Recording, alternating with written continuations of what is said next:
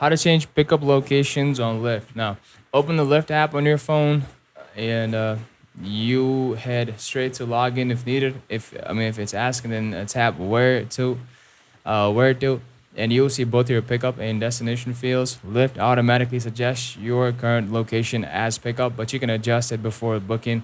Tap the pickup field, then drag the pin on the map to your exact location or type in a new address. Make sure it's precise, especially in larger areas or buildings, to help your driver find you. After setting the correct pickup spot, go ahead and tap select pickup, then choose your ride and request it as usual. Lyft shows a confirmation screen. Double check that the pin is in the right spot before finalizing. If you're already matched with the driver and realize it's wrong, go to the map screen and tap the pin to make edits. Though options may vary depending on timing. If it's too late to change, message or call your driver to let them know where you are actually waiting. And that's it. It's quick, easy, and saves your walk.